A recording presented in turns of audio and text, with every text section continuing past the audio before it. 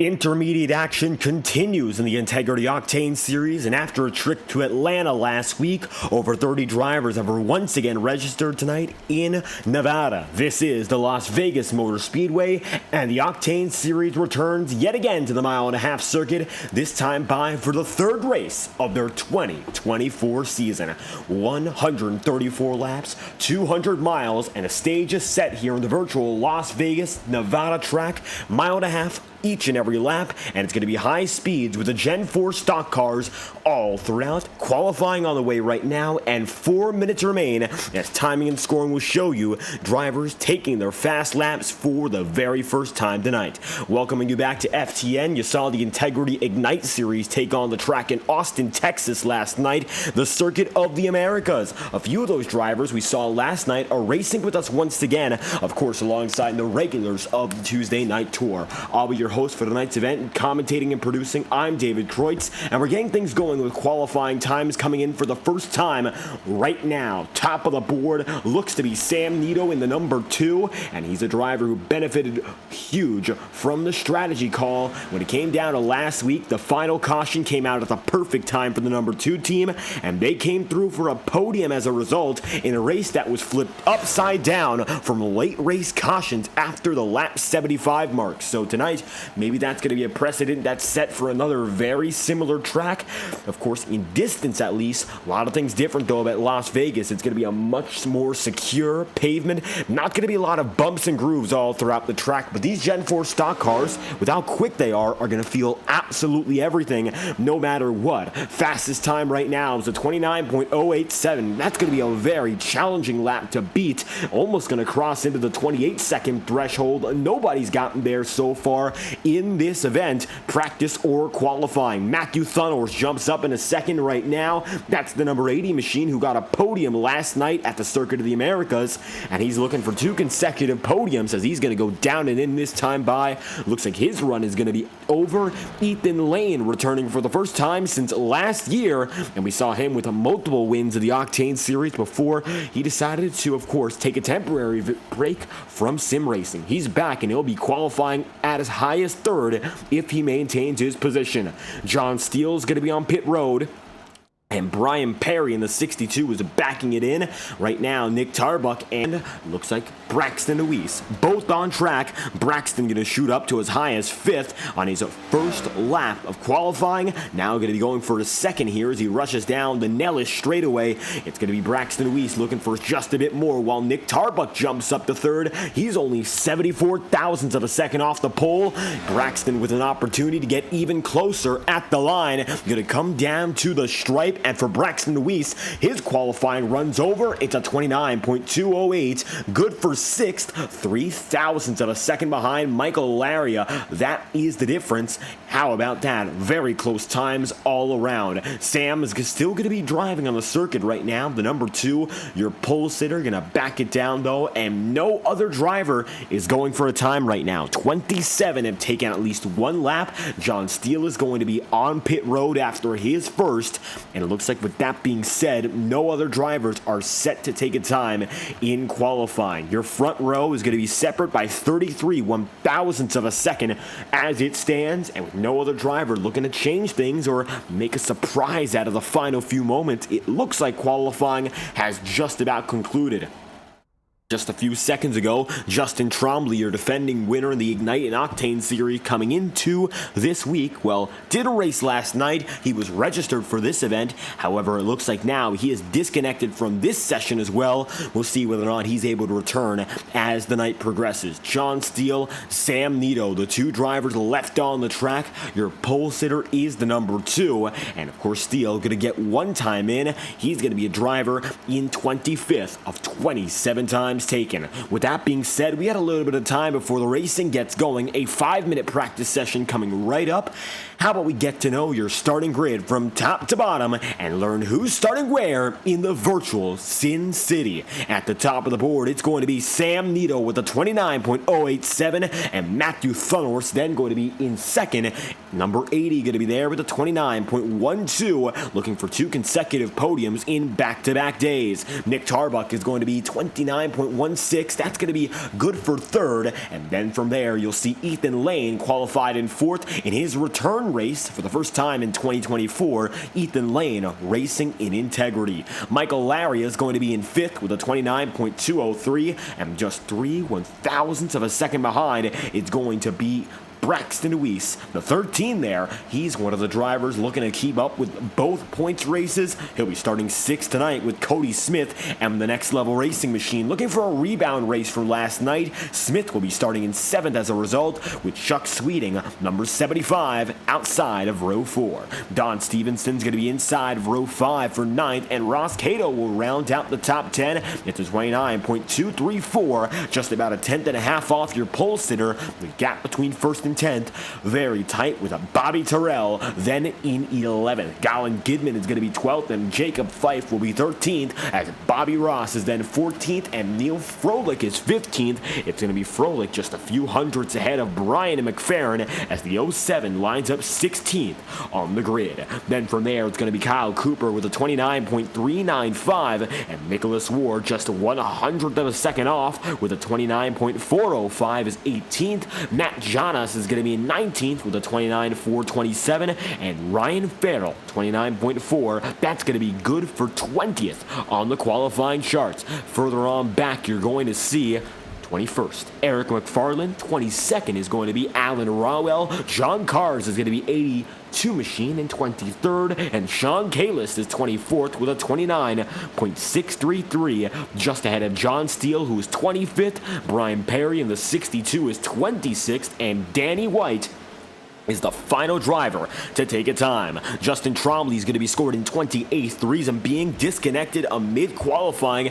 and did not take a time. Trombley going to be coming from the back of the field with Elliott Drummond in 29th, Trevor Trago then in 30th, and 31st Stephen Wetton, with 32nd Jonathan Giervon and Randy Fiash 33rd. Jim Fife, the 34th and final driver in the session, as we are now just minutes away from getting the racing here in Las Vegas.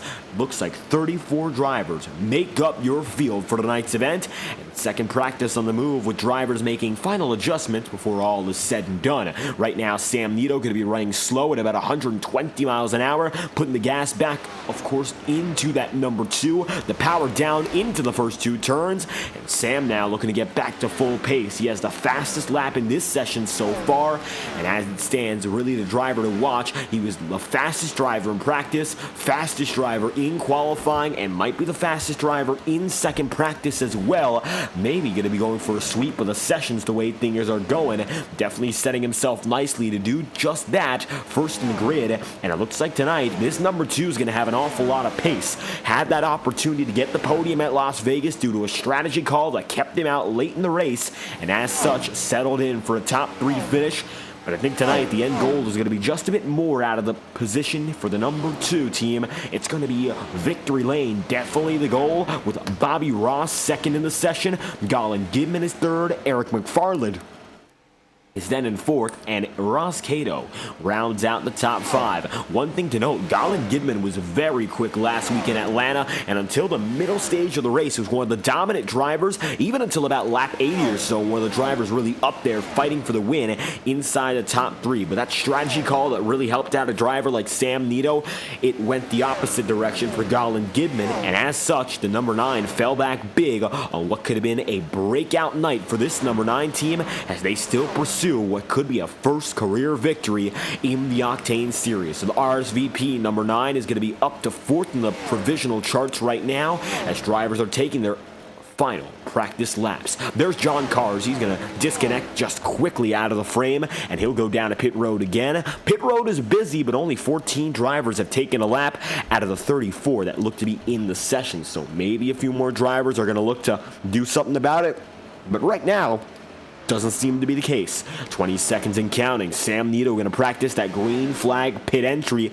We should be seeing some green flag pit cycling once again, as we did in Atlanta, so expect more of the same as the racing goes on tonight. Bobby Ross going to be with an Adam Petty number 45 throwback, and you'll see Ross going to park it here as practice has concluded. Sam Nito going to be the fastest in all 3 pre-race sessions. First practice qualifying, and second practice with the pole position heading into tonight's racing.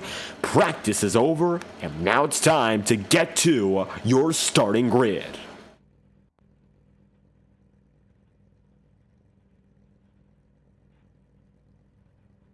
Now, with that being said, it looks like most drivers still not going to be on the track just yet, but it's going to be a flurry of drivers making it on their way in, and you'll see the field coming into its form. Sam Nito going to be down on the bottom side, Matthew Thunhorst right up top. Second and third are drivers who raced last night in Austin, Texas. Nick Tarbuck, of course, the driver we saw fighting prominently with Jacob Fife in the middle of the top 10, even a little further back as the night progressed, fighting around the 8th spot for most of the going. For Matthew Thunhorst, he ran in third all night long, and he actually came through with an incident-free race, the only driver who seemed to be able to do so that ran the entire distance. So Thunhorst was able to break some boundaries, and while he doesn't seem to be up in front in regards to his dominant pace as much, it's an oval track, every driver has an opportunity, he's got a chance to still make something very good of the day, and we'll see whether or not he does so as we're coming through this time by. iRacing pace car grabs a gear, and we are set to get going. A lot of changes to iRacing tonight, which caused what could have been a delay in the session, but we'll be racing as usual tonight. Thankfully, all going to stay the same. So with iRacing adding their brand new weather system, radar has given us full confirmation, no chance of precipitation all night long. Mostly cloudy skies at 71 degrees Fahrenheit. That is your track temperature of 88 degrees Fahrenheit, which is significantly higher, but still overall very fair temperature and a very fair condition for these drivers in Las Vegas, Nevada. 4 turns, mile-and-a-half circuit here, and elevation of about 1,900 feet. So these guys are high up right now when it comes to the valleys of Las Vegas, and they're going to be experiencing high speeds once again. Atlanta was a mile-and-a-half track, much like Vegas, but the surface, much less wear and tear, should allow for the drivers to have much more grip. And as such, with the field we have, another one of 34 drivers, there's going to be a lot of room for drivers to maybe not be perfect, but definitely get away with a few mistakes and perform to the fullest all night long. The Gen 4s are demanding, and a driver in the number 2 machine is Sam Nito. He knows it. Fastest in qualifying and both practice sessions, looking to make that podium from last week a win today. As the iRacing official pace car drops down a pit road, Nito and Thunhorst will control the field as we grab the gears and get to the green flag. We're racing from Sin City. Nito and Thunhorst lead us through. Welcome to Las Vegas.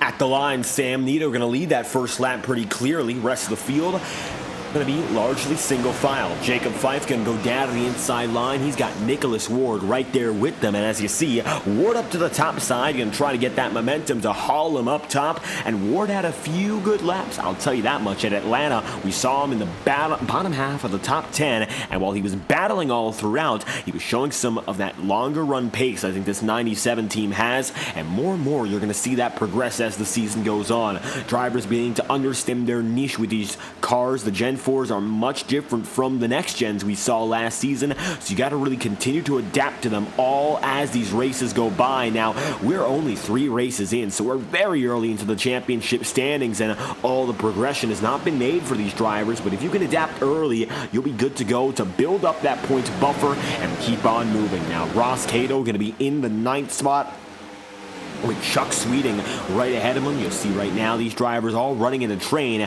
Don Stevenson goes down to the inside line on Bobby Terrell, gets by, and Bobby's going to stay up top, whereas Nicholas Ward now tries to chase them all down at the same time, but it's going to be much more challenging than lap-by-lap passing. A few drivers are that close. Brian Perry going to be there with Sean Kalist and Stephen Wetton. It looks like Wetton right now going to find himself on the high side. John Cars takes it down low. Multi-Groove Racing already coming into play in the early going, and that's going to be a continued theme as well. Las Vegas might not be well known for being a multi-groove track, but you see top, middle, bottom all being used in one frame, and you're going to have to understand that each and every driver has to figure out that lane that they prefer to use. Right now, Galen Gidman going to be going down to the inside, looking to maybe take one from Ross Cato. Ross stays in the middle, doesn't have the opportunity to move on it, and as such, he will stay just ahead of Gidman with some defense here, keeping him up in front. There's Cody Smith in the number 18 machine. Smith going to go down to the bottom side, run right back up, and he's one of the drivers who gets a much earlier exit. You see him following through a little bit faster, going up to the top side of the Nellis straightaway, and Braxton Weiss is in 6th here, and he's going to be running right down to the paint. You see he gets that left front all the way into the paint there, gets a bit more grip on the runoff, and even though it's a very minor advantage, Braxton looking for everything right now as he tries to chase down Matthew Thunhorst.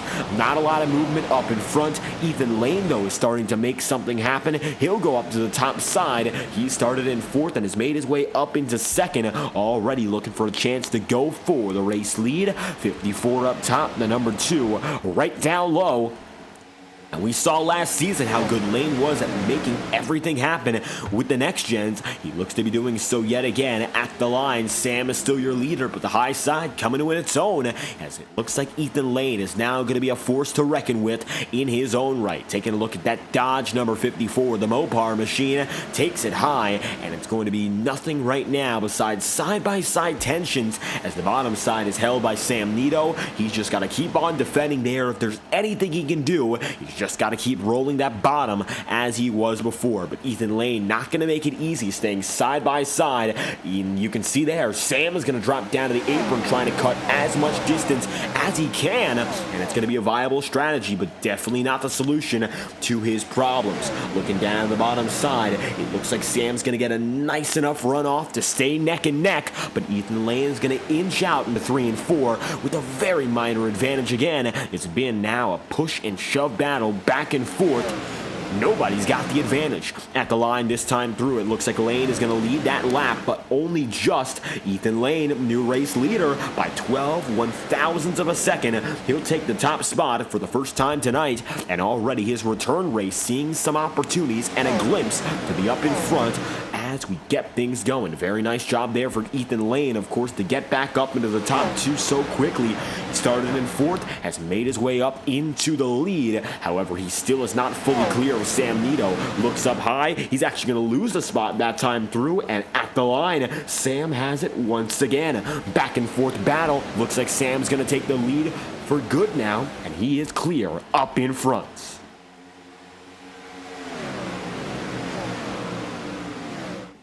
Now, as it stands, you're going to ride on board with our second-place driver, Ethan Lane, and see exactly what he's doing in the midst of this fight, chasing down your leader, Sam Nito.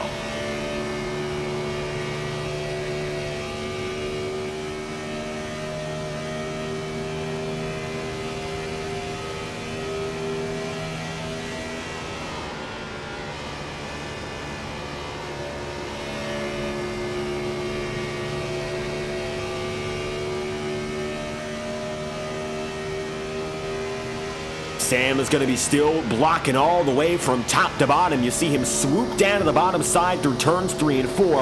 All the while, Ethan Lane remains on the top here, trying to get that momentum and rip it all the way up high. At the line again, Sam Nito going to be your leader with Ethan Lane there second. Michael Laria and Nick Tarbuck all the while slowly but surely gaining back in. That time by, it's going to be Nick Tarbuck who ran a 30.393, faster than every driver ahead of him, save for Ethan Lane. And the gap between he and Lane was only about 13 thousandths of a second. So Nick Tarbuck has a lot of pace now, and so does Michael Laria, both of which were faster than your leader on that previous lap. And you can see there, Laria driving down to the bottom side, looking low on Ethan Lane. All of a sudden, Lane gonna lose a spot or two if Nick Tarbuck follows through, and that he does. Lane now gonna be a lonely man up top, and he'll have to figure things out here on his own. All the while, the pack has caught up to him, and now the question is, who is driving harder? Is Ethan Lane still giving it all he has and burning out early, or is he going to try to test the waters and let the other drivers begin to work around him?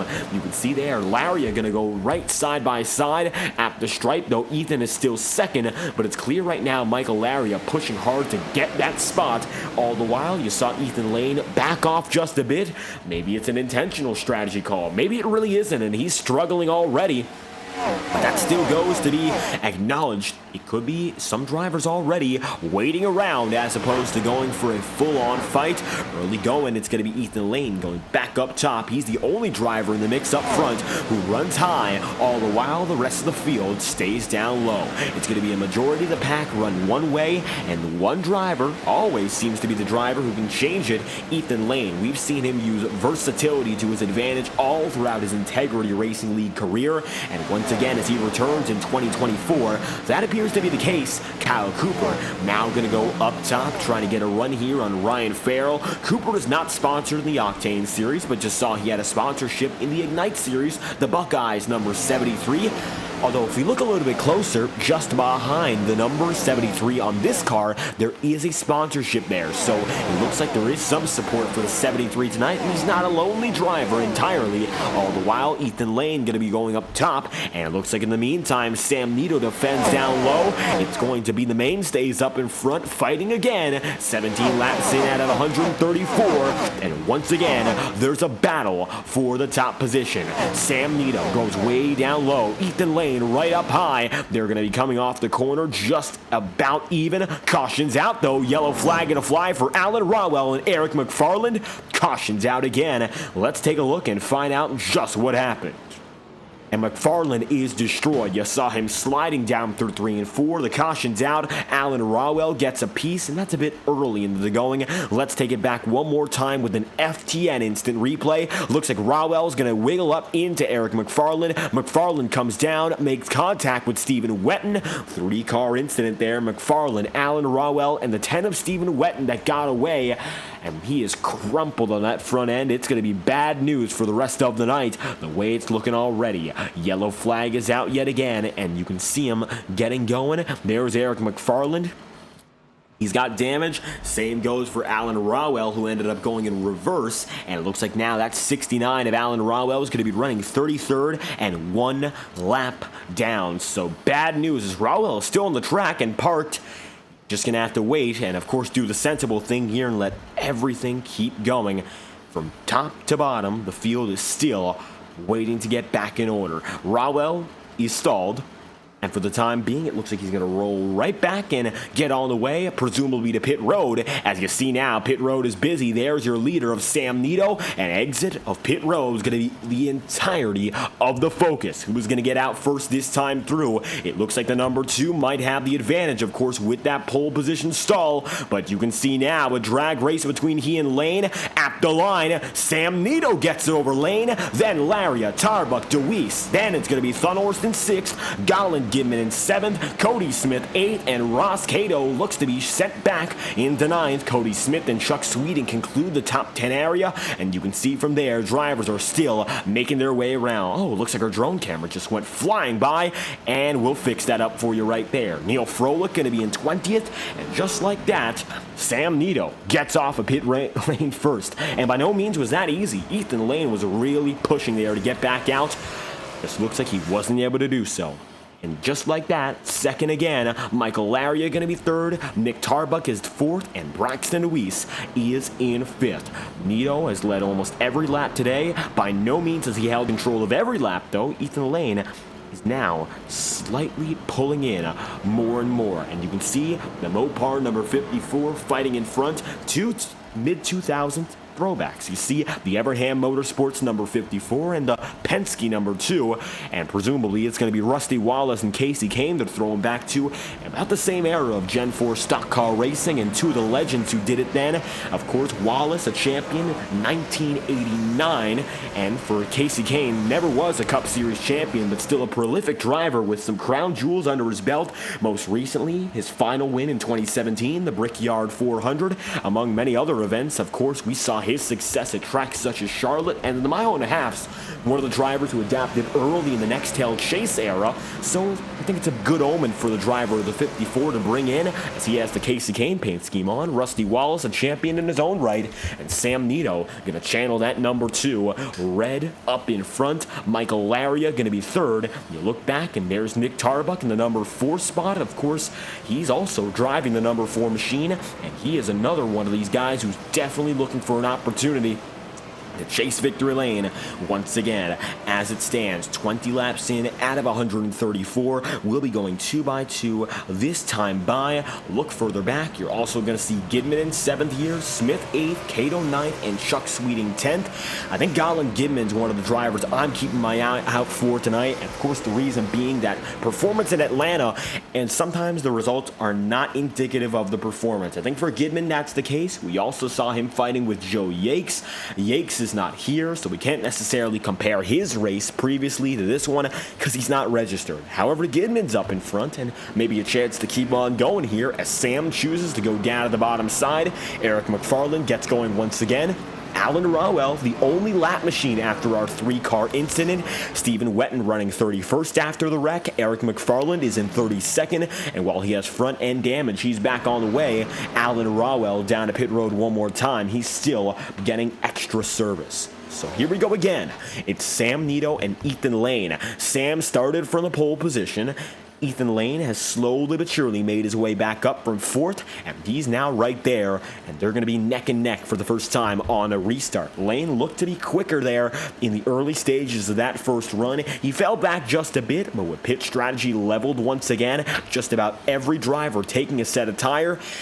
See how it goes from here. Every driver has 5 sets on pit road. They just used one, so 4 sets remain, and with just about 110 laps to go from here on out, I think that 5 sets is going to be generous in all honesty. We'll see how long they make it last. 71 degrees Fahrenheit, the track getting slightly warmer, now going to be at 90 degrees, and it's beginning to burn here in Sin City as drivers are set to get back at it once again. iRacing official pace car will drop down and in. It's going to be Sam Nito leading through the Geico restart zone, and the green flag is out once more. First restart of the day, Nito gets the jump, and we are back on the move.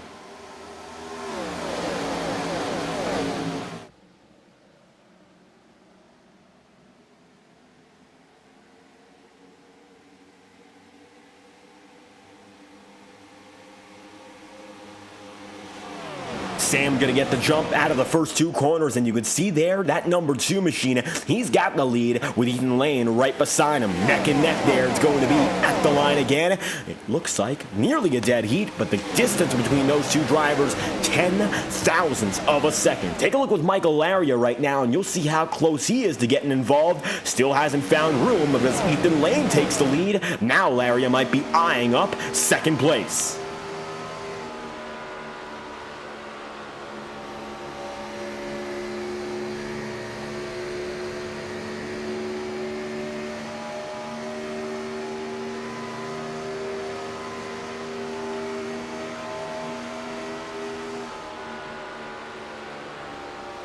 Now, Michael Laria, a driver we've seen running in the podium early this season. Good performance at Daytona for the rookie, and right now he's chasing veterans who have fought each other before. 4 race wins. The 44 finds himself in 3rd, and he's just a few tenths out of the overall top spot.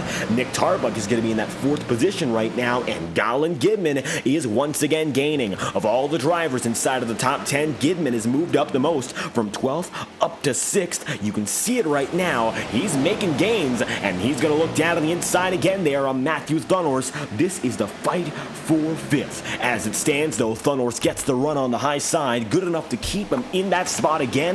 Nick Tarbuck now going to be seeing that battle up top, and not going to be easy at all to keep things going. A fight continues, but it's still nowhere near done. Look back there, and you'll see the 45 of Bobby Ross fighting with Nicholas Ward, and the Adam Petty tribute scheme coming alive for the 45 tonight.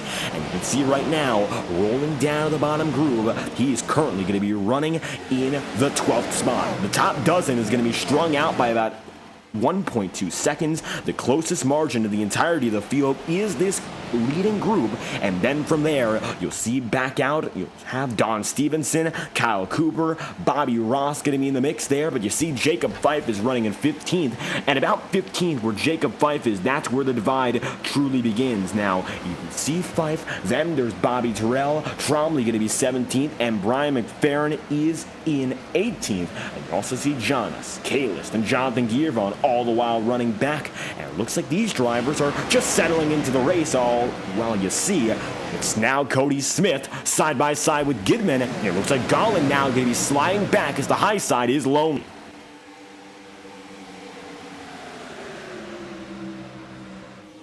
And you can see now Ross Cato going to go down to the low side. Up top, Gollin Gidman still going to be there, and just about everyone getting by 28 laps in out of 134. And you can see Ross Cato actually going to get shuffled out as a result, so Gidman going to find his spot. Cody Smith going to be in 7th. Braxton Luis there in 6th. Matthew Thunors rounds out in the top 5. Tarbuck 4th, Laria 3rd, Sam Nito 2nd, and Ethan Lane in 1st. The top 5 now going to see a new man on top. Ethan Lane up in front. It's that number 54 holding his own. The Mopar machine, he's going to be holding steady. Right now, he's got the race lead. 29 laps in out of 134. If you're watching live on FTN and you want an update about the Highline Racing League Truck Series, it looks like due to the complications on iRacing side, we won't be able to get a broadcast out to you for that event, and we apologize sincerely. Been a tricky day for all of iRacing, and it looks like for our producer Alexander Balderas, just no method possible to get things going once again. So with that being said, it's going to be one race tonight on FTN, and you're watching it right now. The excitement just building up. The early stages of this race is, of course, coming into fruition. Now Braxton Luis is going to be there with Matthew Thunhorst side by side again. The 13 is going to be up top, and the 80 right down low. Thunhorst now going to be feeling the pressure, looking down to the inside line. Braxton Luis is going to clear him, and Braxton makes it back into 6th. Going to thank the chat room for coming alive early. It's going to be Chris DeWeese, Doug Middendorf. Great to have you here early on FTN. And for all those who are watching, if you want to gain unlimited chat room access and shout out your favorite driver, make sure to let us know here on FTN by subscribing to our YouTube channel, and you'll get unlimited chat room access to all of our events on this network. Cody Smith going to be up top, and he's looking quick up to 3rd right now, and the high side is treating him nicely. Cody Smith has come alive, and he has come out of nowhere, coming through like a rocket ship if we keep on explaining it. But you can see there, the racing is speaking for itself. Ethan Lane's going to go up top to try to block him. Michael Laria has no choice but to concede and give him the spot. And now it's going to be Sam Nito looking low. The door is open. Will he go for what's left? Cody Smith is eyeing up the middle side, but just can't find the room.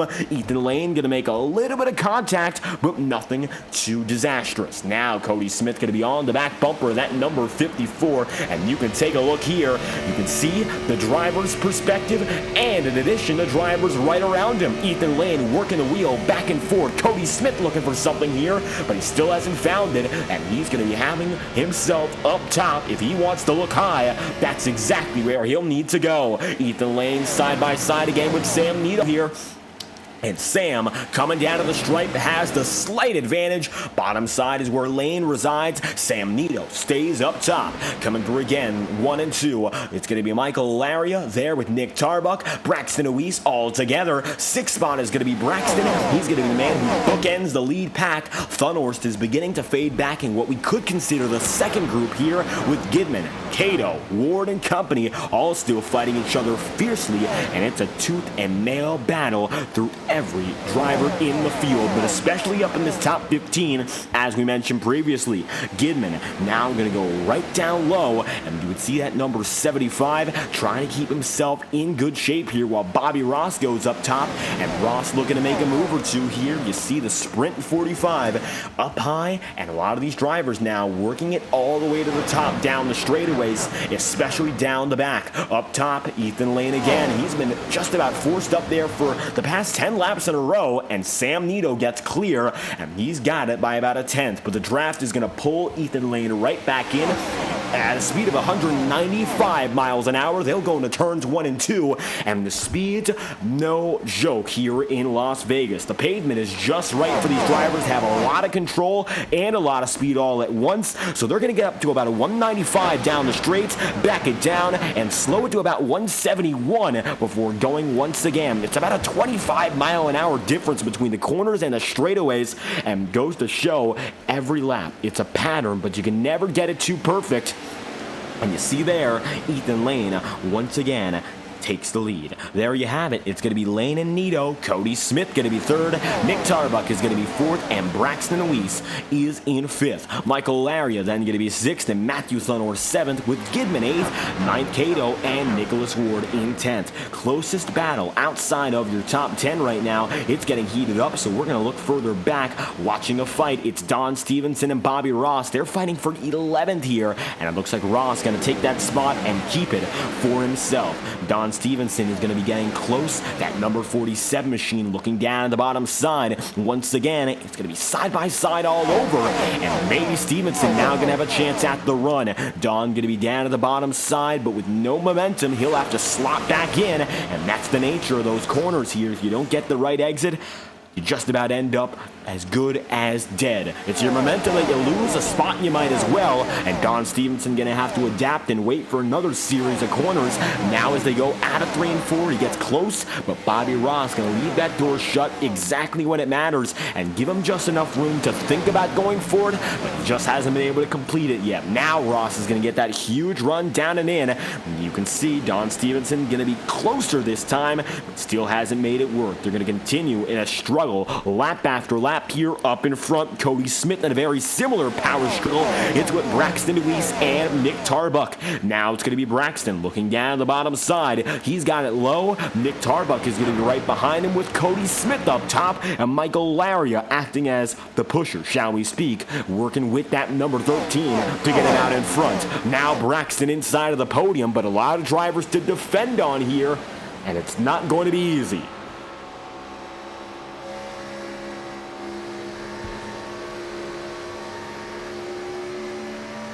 Braxton Weiss is going to now find himself controlling 4 drivers right behind him, all looking for the same spots, and they are all going to keep on pushing each other for every position. Cody Smith goes up high, and that's going to assist Nick Tarbuck just a bit. We'll see whether or not Smith can get a good run, but he's in the wall, and that's going to be contact that is detrimental to his chances. He'll fall behind Laria. That gives Matthew Thunhorst another opportunity, and as such, Thunhorst is going to lie right behind Michael Laria. It's going to be 5th and 6th now between those 2 drivers as they continue to battle with Tarbuck and Cody Smith. Braxton Weiss gets away. He'll be running now firmly in 3rd. Now Sam Nito's in 2nd alone, and Ethan Lane, as we've seen him do many times before, is pulling away. It's Ethan Lane, of course, a driver we haven't seen all too much ever since the early going of 2023. He's back, and it looks like he hasn't lost a thing. He's leading, ripping the top side, and he's got control and speed at once, which is everything a driver can ask for, and he looks to have that confident nature that he's been course, well known for in this series, and that's all he'll need to keep on pushing. Laria down to the bottom side, looking right down low on Nick Tarbuck, and as they come across the stripe yet again, we'll see who of which gets the advantage. It looks like right now Laria gonna have a good shot to go forward, but Nick Tarbuck defending up top and letting that line continue to be compromised every time. It's been the most important factor, as Nicholas Ward now looking right under Bobby Ross. Can he wiggle him and lift him up top? That's the big question here, as Justin Trombley goes down to the apron. Trombley, who started in 28th, is the only driver inside of the top 16 who started outside of the top 20. Almost everyone else who started outside of the top 20 is still outside the top 20. Trombley is the exception. He started in 28th, he's up to 16th, and just made it by Kyle Cooper. If he clears for the position, he will then be in 15th, and he just got to keep on going here. Trombley has been a driver to watch out for already, returning to the Integrity Racing League, winning in the Ignite Series, and a podium finish last week in the Octane Series. He's on hot pursuit again of Ward and Bobby Ross, and might have a few more spots to go to keep on gaining as we continue to watch the fight between he, Ward, and Ross.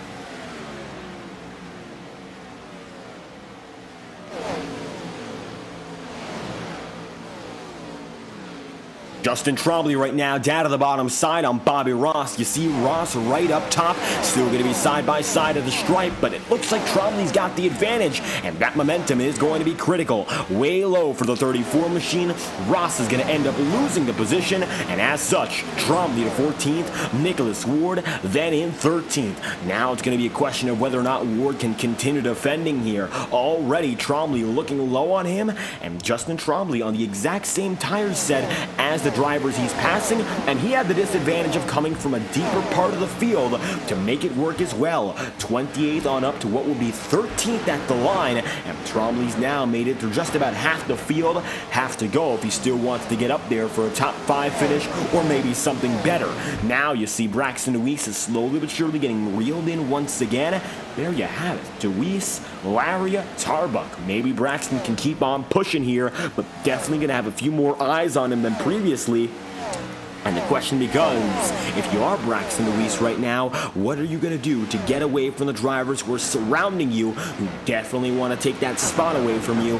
That's going to be a big deal right now. Looks like he'll be up on the wall and no choice but to give way to Michael Laria. Michael gets by, and now Nick Tarbuck might have an opportunity as well. Multiple drivers going to make it a very close call with Nick Tarbuck and Braxton Deweese together. It looks like Braxton going to lose a spot down low. You'll see Tarbuck trying to get down to the paint line, and it could be good enough for a nice exit.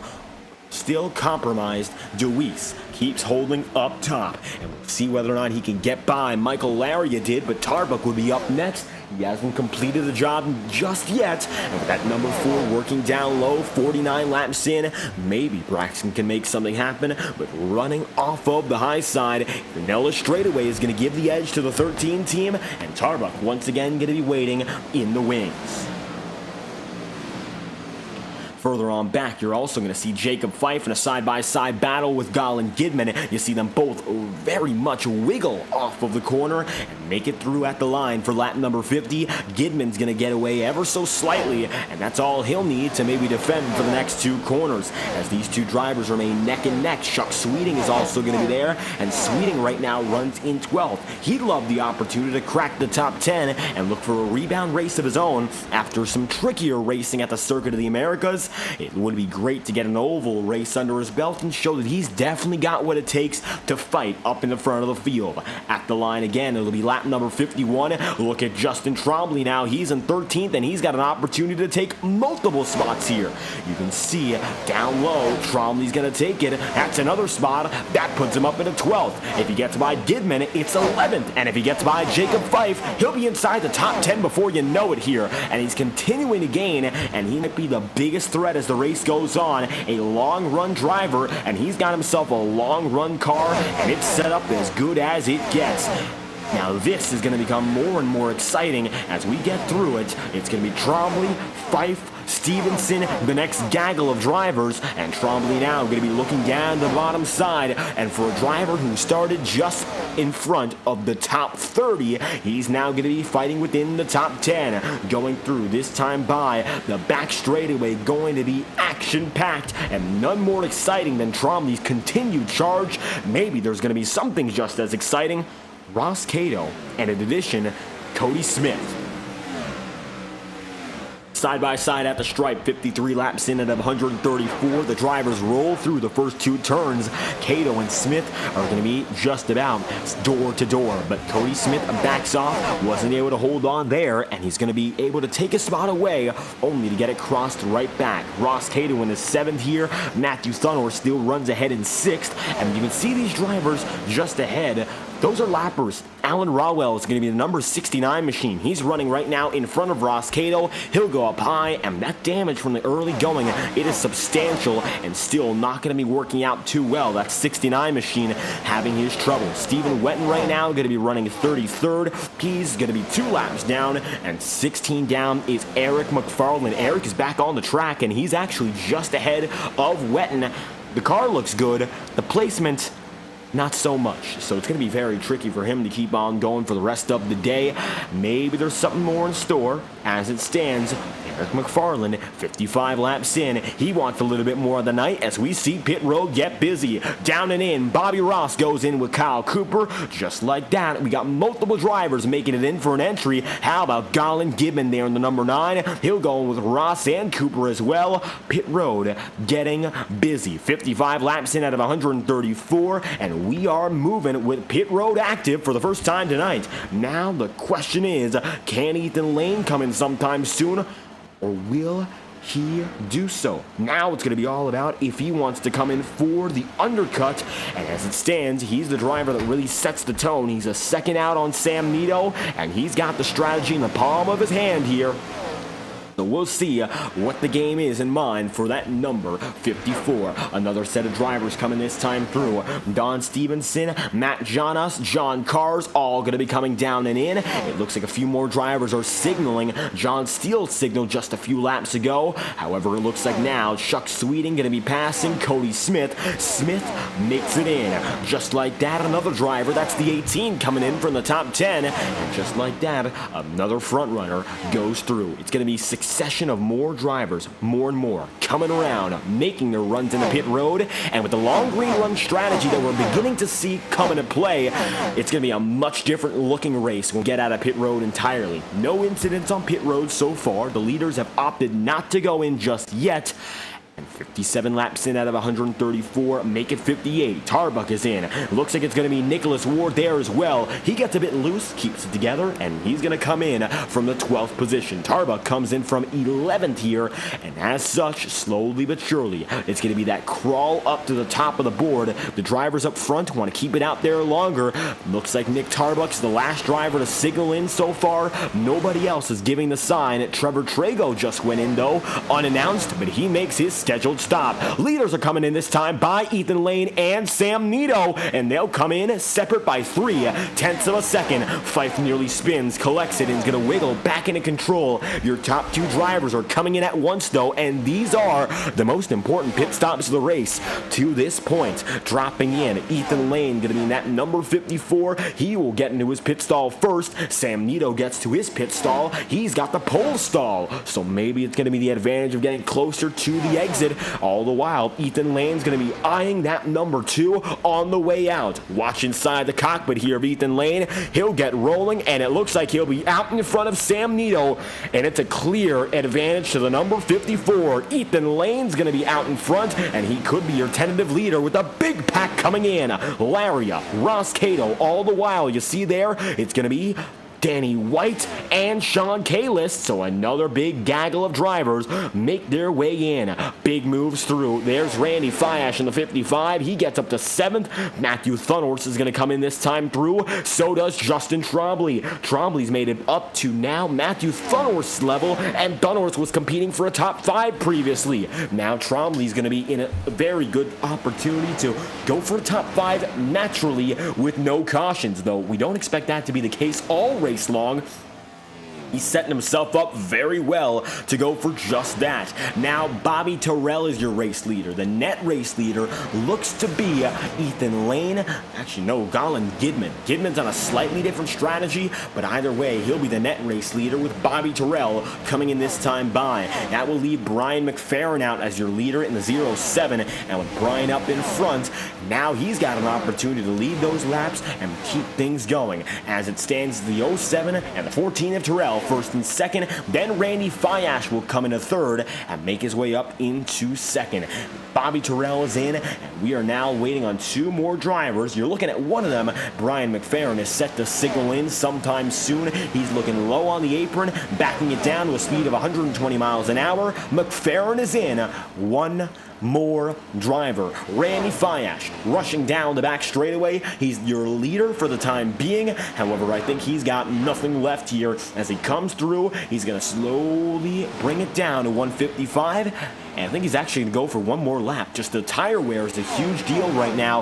That time by for Randy Fiash, he ran a 31.952, nearly 2 full seconds slower than his fastest lap, and as such, definitely not the driver who's got the speed to keep on going at the head of the field.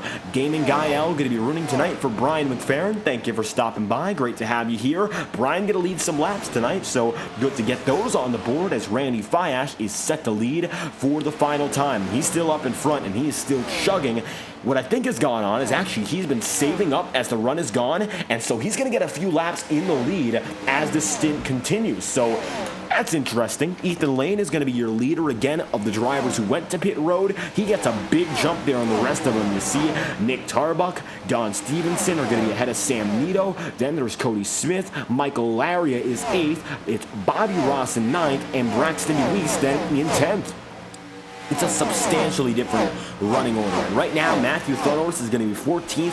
Trombley is 15th. The reason being, some drivers went down to pit road earlier, some did later. So expect that to continue as the race goes on. You're going to see more and more drivers shifting up and down based on when they got their tires. That's going to be the dictating factor of all positions for the entirety of the night from this point on. If you go on to pit road early, you'll get those laps in with the new tires and maybe gain a few spots temporarily, but very rarely are you able to hold on to them. And that's why someone who went down later, like our current race leader, Ethan Lane, is in such a better position. So with that being said, the 54 is your leader, 65 laps in, and we are coming around very soon to our halfway point. One caution so far. Lane has been your leader for the majority of this one, and now it's strategy slowly bubbling. We saw our first for green flag cycle.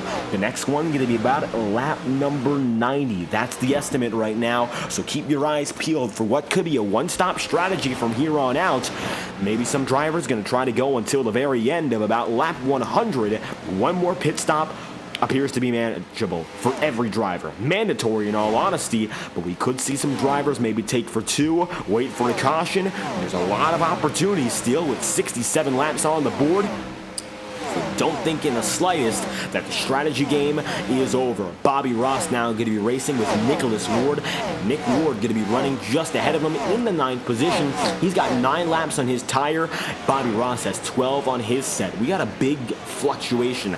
Your leaders have been on their stint for about 8-9 laps. Then you look back, Gidman for 12, Stevenson for 11, and Cody Smith then for 10 laps as he makes it on to his 11th this time through. We're past the halfway marker, and Cody Smith of Next Level Racing is currently running in the 6th position. And I'll tell you this much, if you're watching live on FTN and you enjoy the Integrity Racing League, the best place to go to support this league, nextlevelracing.com, the official premier partner of the Integrity Racing League. And since 2009, they've been developing high-quality sim racing performance products for dedicated sim racers who deserve nothing but the best. So make sure to check them out at nextlevelracing.com, and we'll be right back after our first promotional message of the day. You're watching the Integrity Octane Series at Las Vegas, and we'll be right back after a message from our friends at Next Level Racing.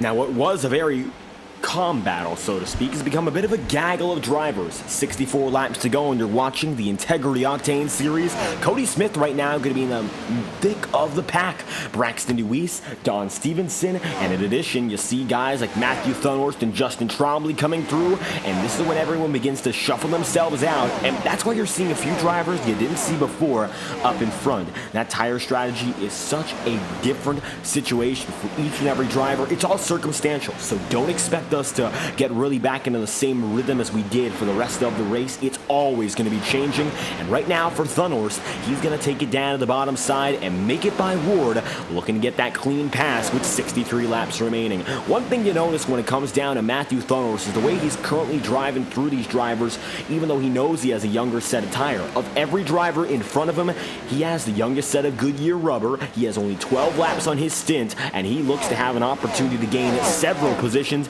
if he keeps running at this rate. What he is doing right now, he's not being over-aggressive. He's letting the race come to him, and you can see these drivers slowly but surely interfere with this racing groove. Naturally, of course, because every driver is going to be sharing the same real estate. So for Matthew Thunhorst right now, it's all about planning out where he's going to make the moves and when he makes them. Each opportunity to pass takes several laps for these drivers, and you can see right now it's coming to fruition for Cody Smith.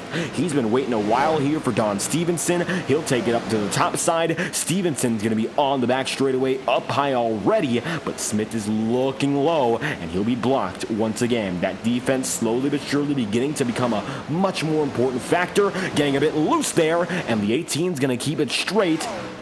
You can see tire wear beginning to play once again to the minds of every driver.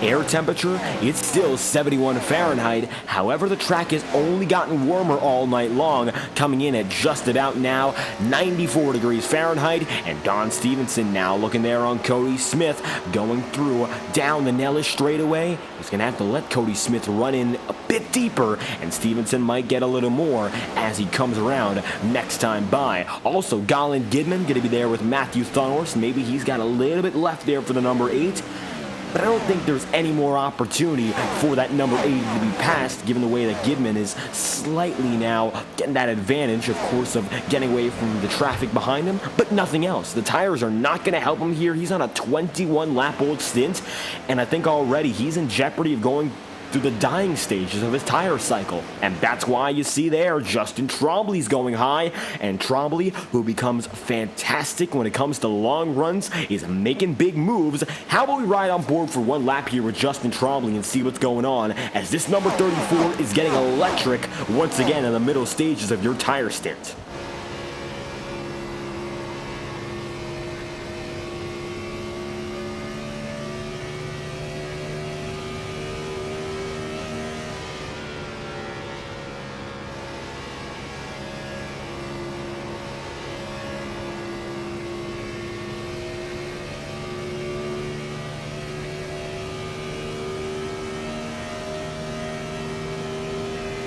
Now, Justin Trombley here going to be running in 9th. You see inside the cockpit, it's a much different perspective. Not a lot he can look through. He's got the rear view mirror, he's got the windshield, and that's about it. Not every angle of access, and he doesn't have the information that we do in the broadcast booth, so he's just going to have to play it by eye and play it by ear. He's coming up on 2 drivers. He looks to have a bit more speed then, and he's going to take him 3. There's Cody Smith and Don Stevenson going down to the inside line. Trombley's going to take it. Cody Smith is still going to defend, but he's going to have to look for something quick, because it looks like Trombley once again is going to take a spot away, and he's going to do it like Cody Smith was standing still. Now Justin up to 7th. Michael Laria going to be fighting with Nick Tarbuck here.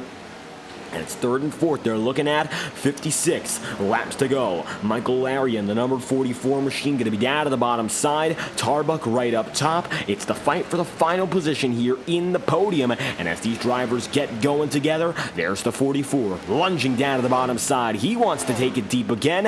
And all the while, Nick Tarbuck is going to maintain himself up top. Really not going to go for any drastic measures to put a little more offense into his campaign. He'll let the natural defense do everything he needs. laps as they come through 3 and 4 again. Nick Tarbuck still up high. Michael Laria right down low. Side by side, door to door with 55 remaining. And it looks like at the line again, it'll be Laria still chasing. And Nick Tarbuck keeping himself inside the top 3. Of all drivers, Nick Tarbuck has had the best start to the season possible. Of course, you've seen his victories, most recently at Atlanta. And he's already lined himself up nicely as your points leader in the championship race. Running in third once again. If he can hang on for another podium, that would be fantastic. Today, Sam Needle and Ethan Lane have just about checked out. Not to say it's all said and done, but it really is not going to be easy at all. And with 53 to go, I don't think it's going to get any easier as the dying laps of this race are coming into play. You can see more and more Nick Tarbuck struggling on that high side, and with Alan Rawell there, I don't know what else is going to come of it. Tarbuck going to be blocked up high. He's going to have to just barely swivel down below, and Rawell doesn't make it easy. Braxton Deweese is coming through, and Braxton with younger tires than that of Tarbuck. I think he's now got a chance as he looks low on Rawell. Maybe going to be an opportunity to get a nice run and fight for the third spot. This could be another battle brewing very, very quickly. Trombley going to be in 7th. He's 2/10 back on Matthew Thunhorst. And with 52 to go, you see there, Thunhorst in the backside has a little more pressure. Take a look from his back end, and you'll see Trombley is charging.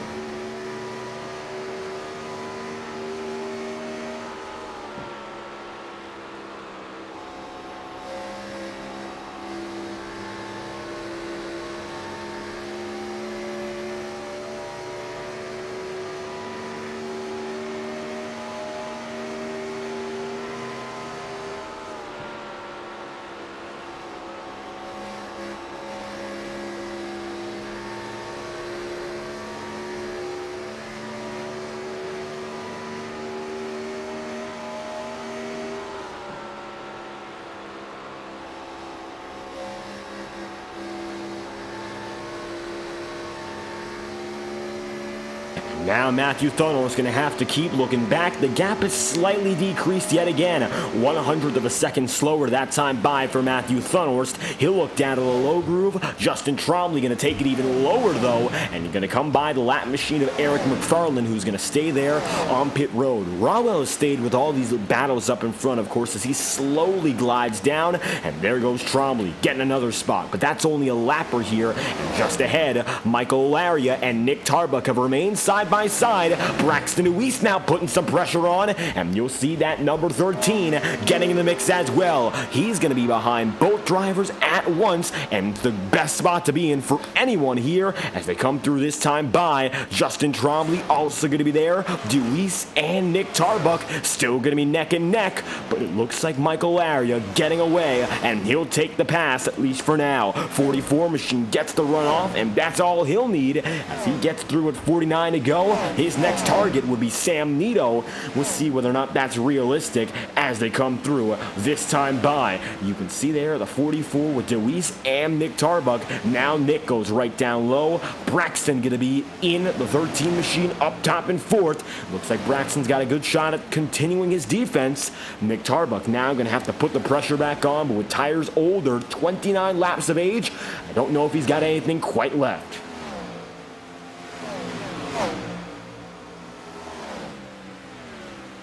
Look further back, Chuck Sweeting going to be fighting with Cody Smith, and now this is going to be the second caution of the day. Caution is out. Kyle Cooper is going to be involved, and it looks like so is Matt Jonas. Yellow flag is out for the second time today, and we are under caution. We had about a 50-plus lap green flag stint, and we are once again pacing here. Take a look back one more time, and here is your FTN instant replay. Neil Froelich and Kyle Cooper are going to be involved. They end up spinning as they come down the back straightaway, and that brings out the caution for the second time today. 47 laps to go, and we are under pacing. All of a sudden, now everything changes. Cooper going to be right there with Neil Froelich once again. It looks like both the drivers afflicted in that incident, they've gotten back going, but I don't think they're going to be quite happy with one another as we get going indeed. 89 lap stand out of 134. This could be the final pit stop cycle of the night. Now, this is a big question. We're 46 laps to go, of course, so it's going to be about 44 when we go back green. We're on the bleeding edge of making that window work. I don't quite know whether or not it's even going to be possible. With that being said, it's going to be tire saving, fuel saving that all comes into play now. In the final moments of this race, we're starting to see a little bit of strategy jeopardy.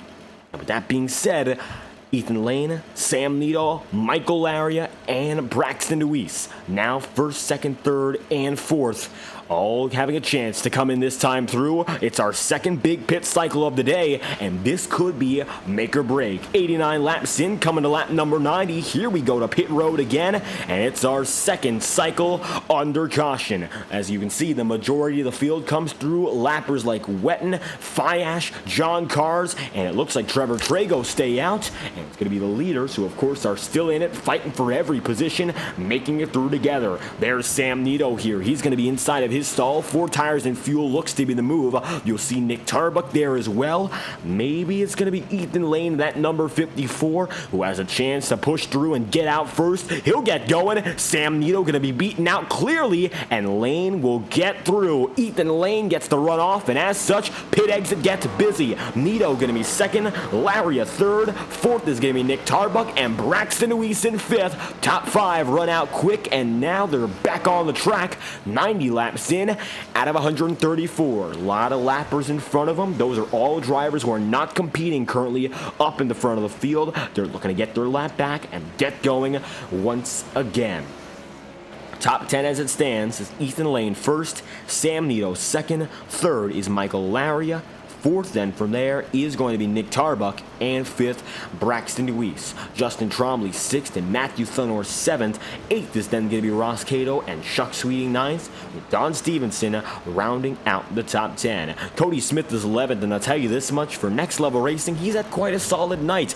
Better than last night, and he's been able to keep himself inside the top 10 for most of the day, so we'll bring you your second Next Level Racing promotional break right about now. For high-quality sim racing performance products made for dedicated sim racers who deserve nothing but the best, check out nextlevelracing.com after tonight's broadcast. We'd love to have you support the official premier partner of the Integrity Racing League. We'll be back after this brief message. Once again, you're watching the Octane Series live on FTN, and we will be right back after this message.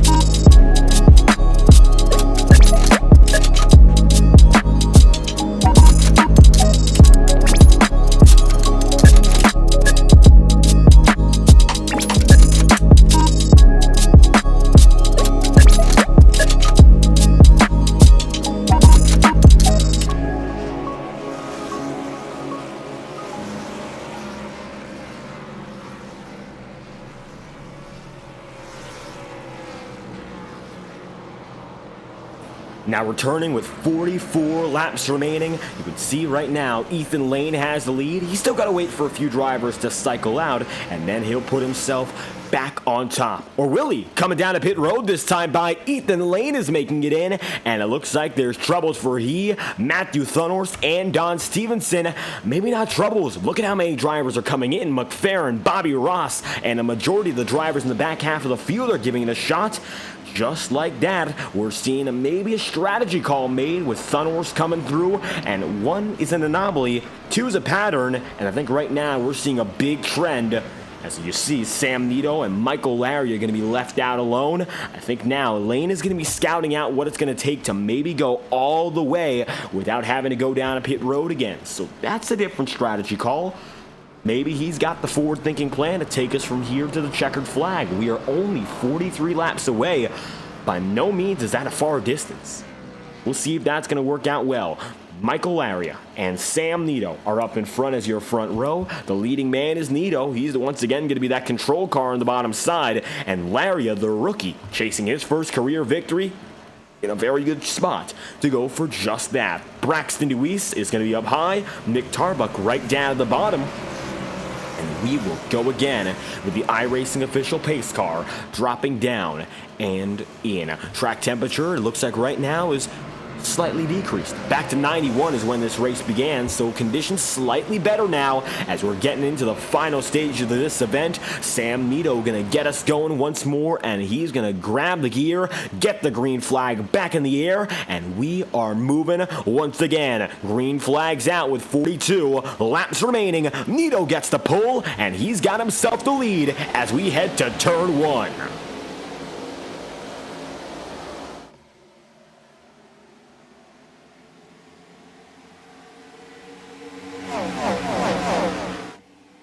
Now Sam Nito going to work down that back straightaway, and up in front he's got the race lead. 2x2, it's going to be Nick Tarbuck and Michael Laria though, and they're not going to be at all away from your leader, at least in the early going. The question is, can anyone keep up with Sam on the long run? Only one driver has proven to be as quick or quicker, and maybe that's going to change, because look who's right now in 4th. Justin Trombley, the man who started with no qualifying time in 28th. He is up to 4th right now, and he's got a very good opportunity to make it into the podium, and by no means has he had himself an easy night. He's gone from the bottom up, slowly but surely, making it work. The method to his madness, of course, has just been meticulous racing, and with 40 laps to go, he's right there once again. You can see right now on board with that number 34, that's going to be Nick Tarbuck just ahead, and now Tarbuck in jeopardy of losing a podium spot as Trombley barrels through.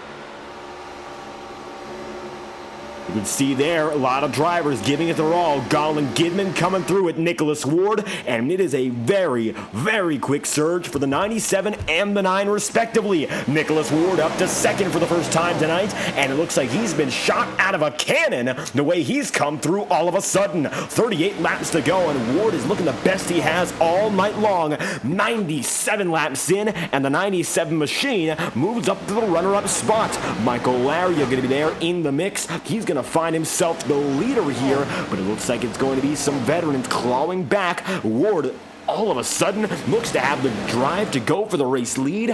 Colin Gidman is going to be there too. Gidman still chasing that first career victory that eluded him in Atlanta, and now we're seeing the redemption train up in front.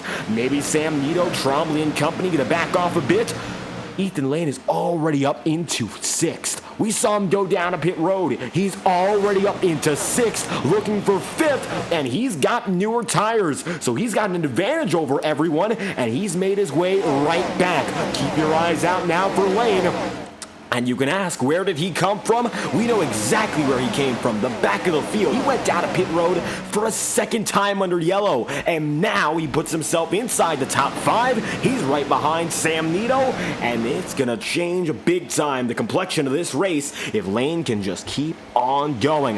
What a way to get things going here for Lane. In that number 54, he's been up and down the order. He started in 4th, has led quite a few laps. I'd say more than 4 dozen at this rate, and now he's got an opportunity to claw back again with a double stop caution. We thought he'd take a little bit more time to get up here, but he's only taken 8 laps to get to this point, and with 35 to go, he's gotten by Sam Nito. The only drivers he hasn't gotten through yet are going to be the drivers battling ahead and Nicholas Ward. Gidman now goes down to the bottom side, and we know what eluded him last week. We know exactly what he wants, and now he's going to go and try and take it.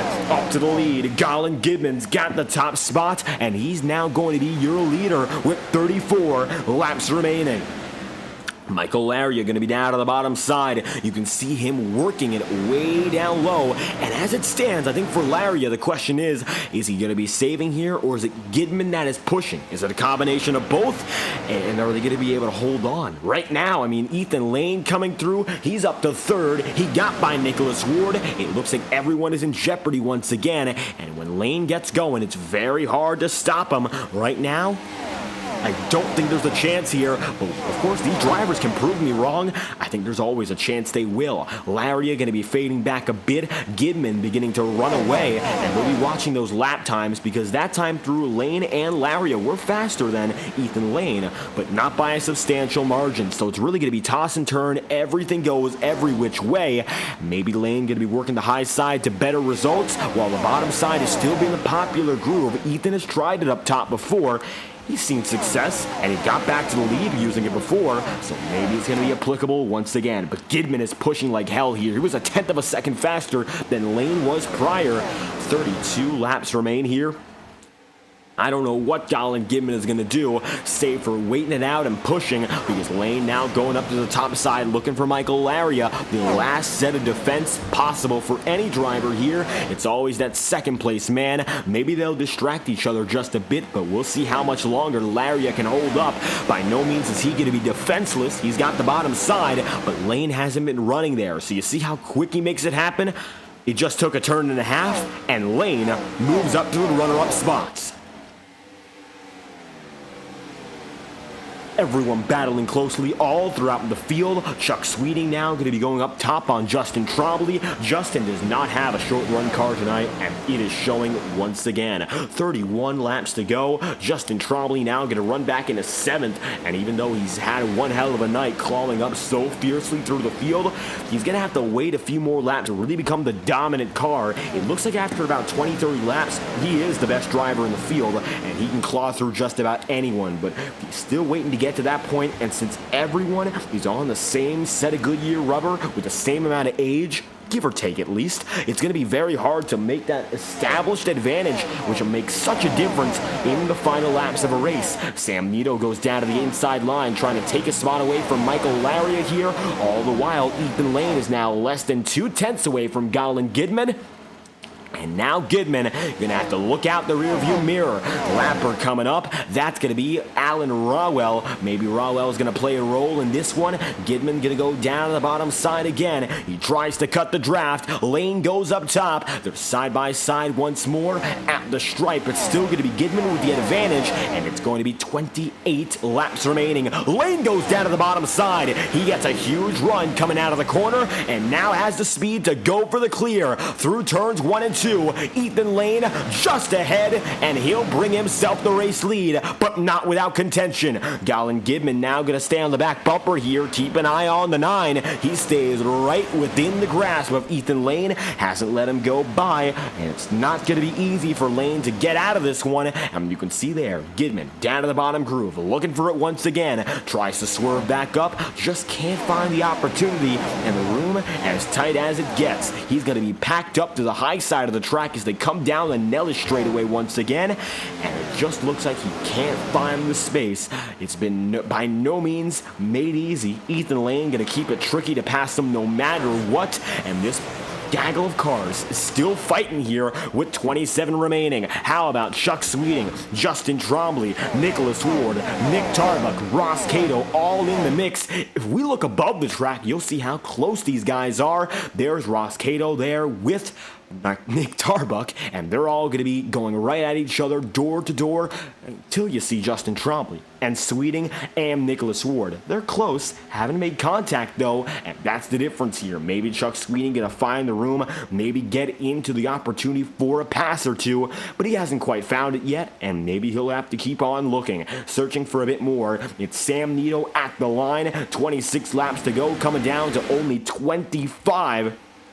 And it is now the final stretch. Lane going to be there in first, Gidman in second, Sam Nito there in third. And you can see now the gap between the top 3 just under 1 second. And they're still going to be slowly but surely spreading more and more out. One driver in the wall that time by looked to be Trevor Trago back at about 22nd. He'll have to fade back a bit further here as you see Don Stevenson now looking high on him.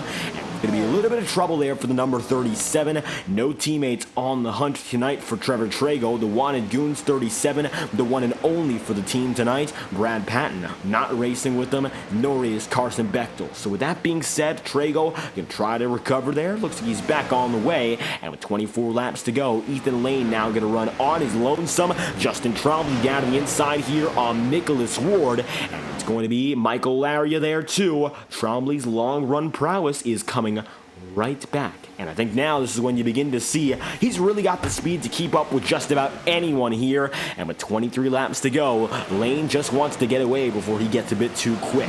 Coming through this time by, next lap is going to be 22 laps to go. And as always, we crank it up with the best cameras on the iRacing platform at TrackCams22.com. TrackCams for Gourmets provides high-quality iRacing cameras for over 100 cars and tracks. Make sure to check them out after tonight's broadcast at TrackCams22.com as we are set to crank it up with 22 laps to go.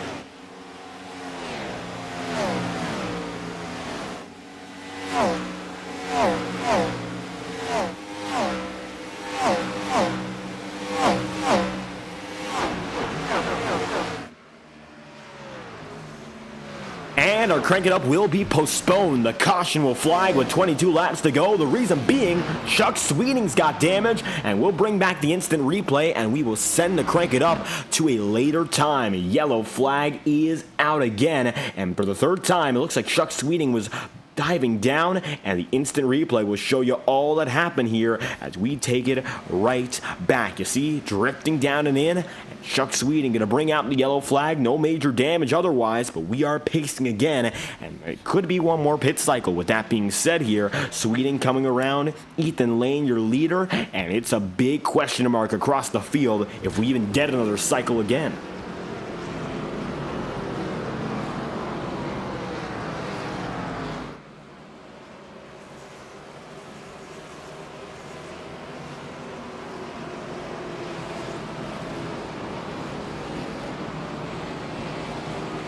Now Ethan Lane decides to bring him in, and it looks like most of the field will follow. So this will be the final pit cycle of the day, and it is the do-or-die moment for every driver here. Lane, the leader, Gidman going to be following, and everyone comes into their pit stall, setting up for one last dash. We'll see if anyone tries to get fancy with the pit stop. Of course, maybe going to be savvy with the fuel strategy. That might be the most important call. We might see 4 tires, maybe even 2. It could be left sides or right sides only, as drivers are already running out. Chuck Sweeting is getting into his stall right now, but pit exit is going to be the busiest place on the track in less than 15 seconds. Now the onslaught is coming through. Ethan Lane going to break out ahead of Michael Laria, Sam Nito, Colin Gidman, Nick Tarbuck, Justin Trombley, Kyle Cooper, Cody Smith. Ninth is Nicholas Ward, and Ross Cato is in 10th. They all come flying by our screen, and as such, Ethan Lane gets by once again in front.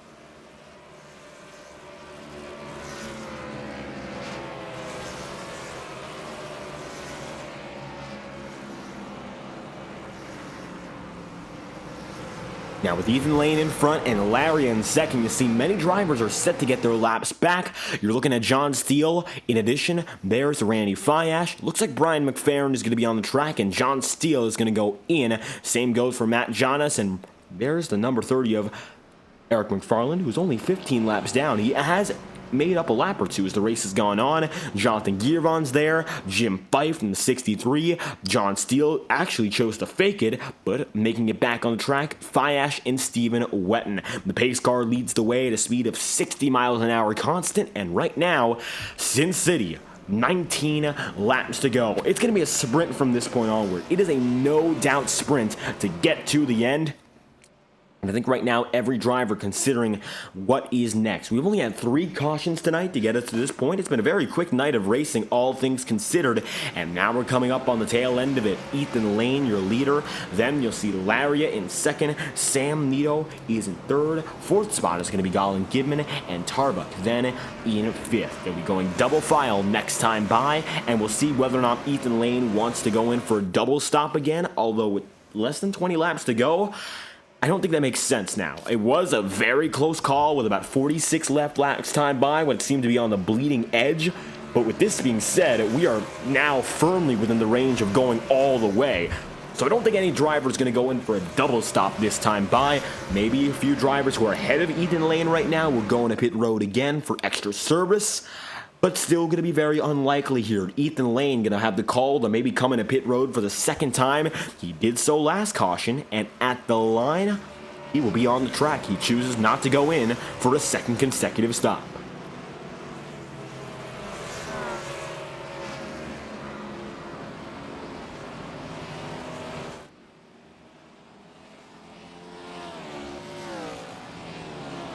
Lane going to be leading, Larry a second, and Sam Nito then in third. Galen Gidman going to be the fourth spot, and Nick Tarbuck then in fifth, with Justin Trombley holding his own in sixth, and Kyle Cooper then in seventh. Eighth is Cody Smith, and ninth is Nicholas Ward. Ross Cato concludes the top 10 as we're set to go back green with 18 laps to go.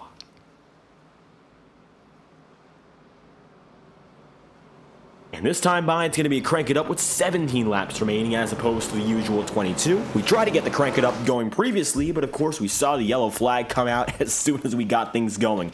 So we'd once again like to thank our official camera partners at TrackCams22.com for the highest quality iRacing cameras we use on every one of our broadcasts with car cameras and track cameras. Be sure to check out TrackCams22.com or Facebook.com/TrackCams for more information about iRacing's leading camera distributor, TrackCams22.com, the place to go for all of your iRacing camera needs. Now, with that being said, here we go again. It's going to be Ethan Lane, Michael Laria, first and second up in front, and we're going to get loud this time by, rev up the engines, and with 17 laps to go, the green flag flies. Let's crank it up in Sin City.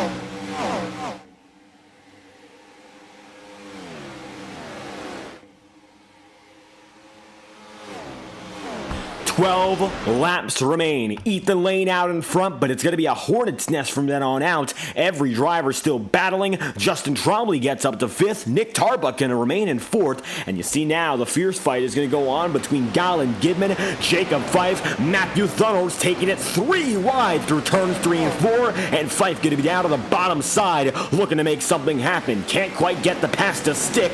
He's going to stay side by side though with Thunholz, and he will not give up. As it stands, you're going to see that number 9 machine staying to the bottom side, but with 11 laps to go, it's really not going to be a done deal. I don't think it's going to be giving in for Fife or for Gidman. Same goes for the drivers further on back. You see there, Nicholas Ward, Braxton Deweese. This is going to be the battle to get inside the top 10, and everyone wants in, but only a few drivers can get there, and with everyone else so spread out up in front of the field just ahead, it's going to be slim pickings to get into that top 10 group with 10 laps to go. Your final message from Integrity Racing League's premier partner is coming up this time by. We'd like to once again thank Next Level Racing for their continued support of the league, and we'll be right back after our final message of the day. With 10 laps to go, you're watching the Octane Series at Las Vegas, and we'll be right back after this message.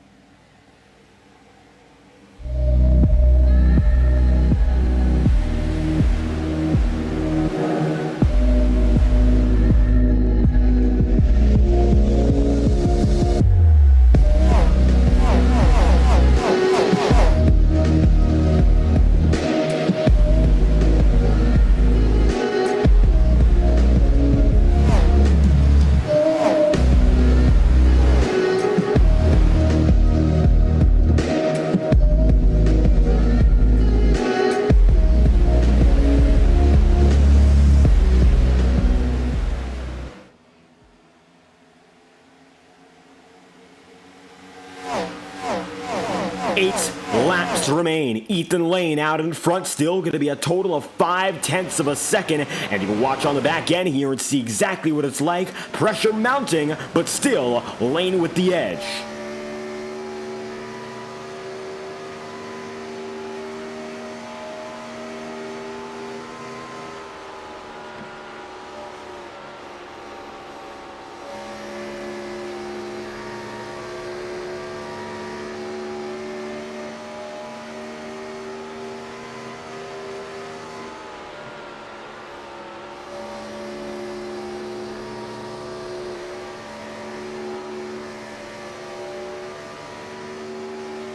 Now you can see here Ethan Lane going to be slowly but surely caught up to, and with 6 laps to go, Michael Laria putting up the most convincing threat of any driver all race long. The gap continues to shrink now within 0.3 of a second coming down the Nellis straightaway, and even though Ethan Lane has looked to be so indomitable all night long, it looks like that might be coming to a close. Laria going to go down to the inside groove yet again, and he's looking even closer coming out of turn 4. You see there, Laria's going to get a nice run and get himself near and dear to the back bumper of Ethan Lane. Top 2 drivers now going to be separate by less than 1/4 of a second. Further on back, Justin Trombley fighting to get inside the podium for a 2nd week in a row. He's right there with Nick Tarbuck, and tonight, unless there's a wreck up in front, both of their podium streaks, at least one of them will end, if not 2. Sam Nito dives 3, making it 3 wide down to the bottom side. Nito has to give, not going to be sustainable to stay there for more than a turn. He'll have to send himself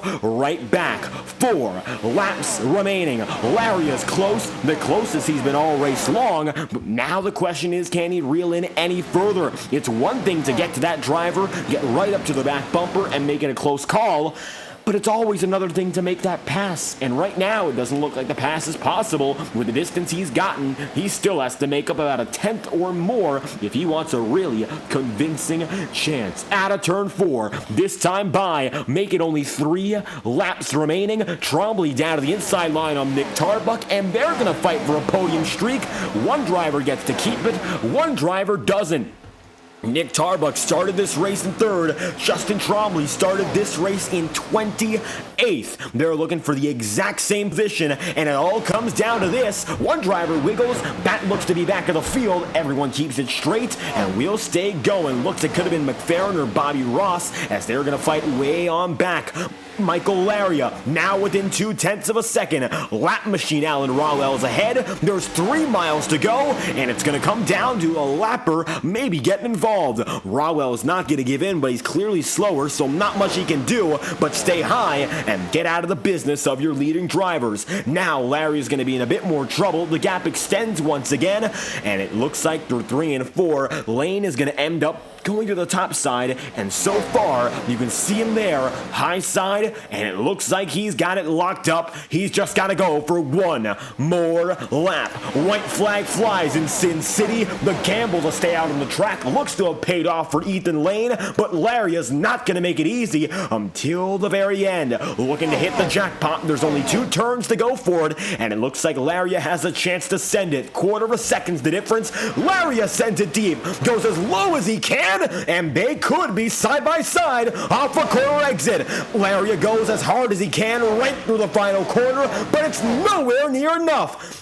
Ethan Lane returns to the Integrity Racing League and collects the checkered flag in his first race of 2024. Laria, the rookie, still looking for a win, comes home second, and again, defeat mere inches from victory as Justin Trombley maintains his podium streak and comes home in third, just barely beating Nick Tarbuck. Your hard charger gained 25 places. Laria's going to stay in the top 5 from start to finish. And Lane, returning for the first time since early 2023, is back again in victory lane. He has not skipped a beat, and it's like he never left.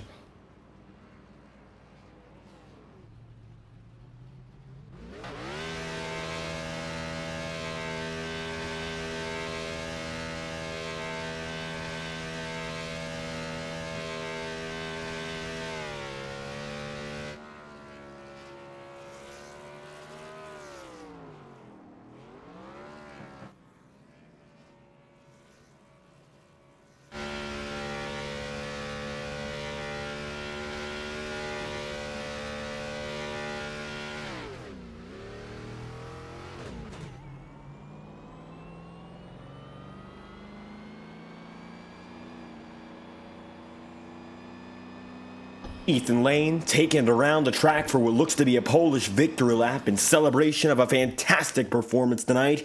And as he goes through, in reverse this time it looks like now, as it stands, race is official. Checkered flag is dropped. Lane will win for Michael Laria in second and Justin Trombley in third, with Nick Tarbuck then fourth. Fifth spot going to be Ross Cato and Sam Nito, position number 6. It'll be Jacob Fife in seventh and Nicholas Ward then in eighth, and Cody Smith is going to be ninth with Matthew Thunhorst, position number 10. Galen Gibman is going to be 11th with Braxton Deweese 12th, Don Stevenson 13th, Chuck Sweeting 14th, and Bobby Terrell in the 15th position, as it's Danny White 16th, Bobby Ross 17th, and Brian McFerrin in the 18th spot. 19th is Brian Perry, and it's Sean Kalist, position number 20. Then from there, you'll see Trevor Trago 21st and Kyle Cooper 22nd. Randy Fiash is then going to be in 23rd. And 24th is Stephen Wetton. 25th is then going to be John Steele with the 26th position. Then indeed going to Jonathan Gearvon. 27th is going to be Matt Janas. And then you see 28th, Ryan Farrell. It's going to be Jim Fife in 29th, and John Cars then in 30th, with 31st place going to Alan Rowell, 32nd then going to Neil Froelich, and 33rd, Eric McFarland, as Elliott Drummond did not start this race. He did register, but not much else. 34 drivers took to the track in Las Vegas, and Ethan Lane, who we haven't seen in nearly a complete year, he's back once again in victory lane. And we expected, of course, a great run out of him from the jump, but he came out with a bang, got the lead early, and since that point, it looks like he was able to hold on and keep himself exactly where he needed to be. The 54 machine back for the first time since early last year, and it looks like you're once again already competing for wins and you got your first of the year already. What's it like to be back here and collecting a checkered flag so soon as you win in Vegas? It's fun. Car is fun. I mainly came back because we were running the Gen 4 car and not the Next-Gen. Love the high horsepower, very little downforce, able to rip the fence. Uh, it was just a fun race.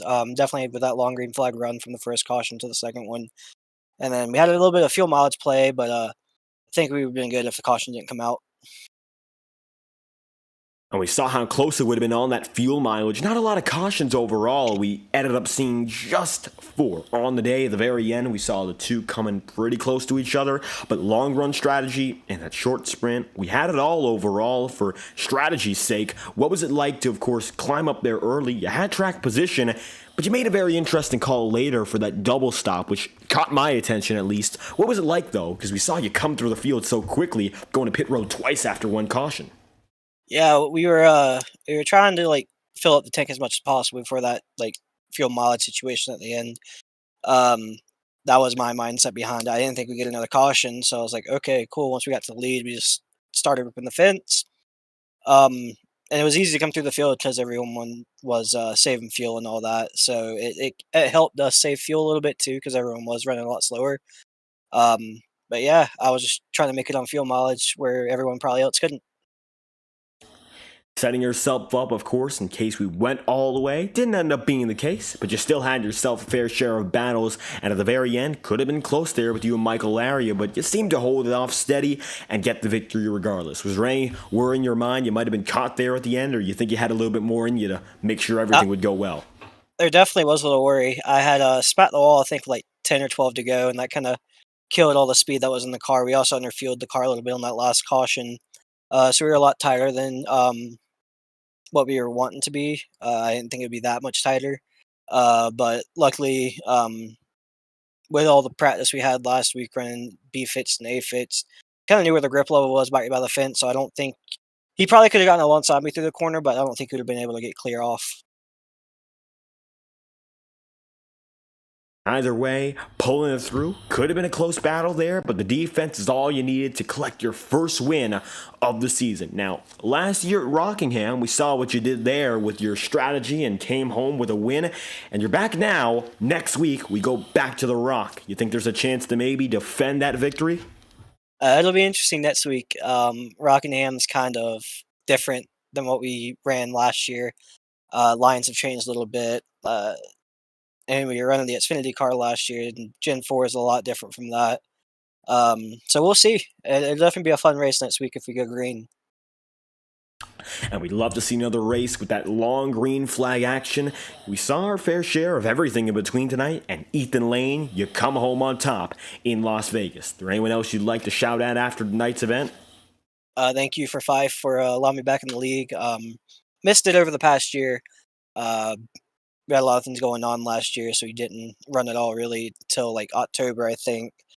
And then just for you for putting on these broadcasts every week, they're fun to go back and watch, no matter who's the winner.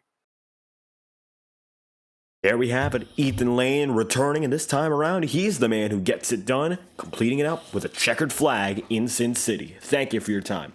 Thank you. Now with Ethan Lane on the move, Michael Laria comes home in second, and we've already seen this number 44 making big moves and showing off in these races with a lot of pace, and tonight, no different. Runner-up finish, and I'll tell you this much, the charge at the end, we thought there may have been a little bit more, but it was still a fantastic performance till the very end. Michael Laria, looks like you're muted on our side, but if you got us, be sure to let us know. I gotcha. That's great to hear. Second place tonight. We saw once again a strong run from this 44 team and really gave Ethan Lane a run for his money there at the very end, getting closer than just about anyone else could in that final dash to the end. How would like out in front of the field in Las Vegas? Well, tonight was the pace was pretty crazy.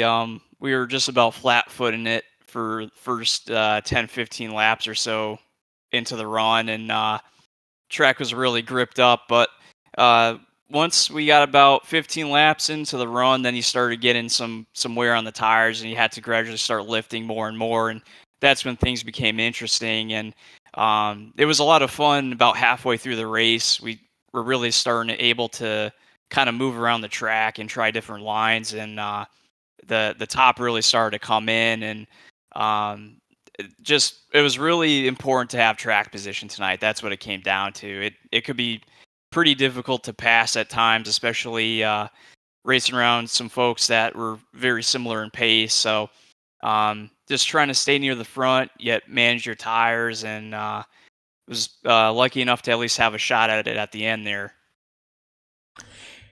So it all came down to a few differences in strategy very late. Largely green flag racing, but we saw the shortest stint of the entire night coming at the very end.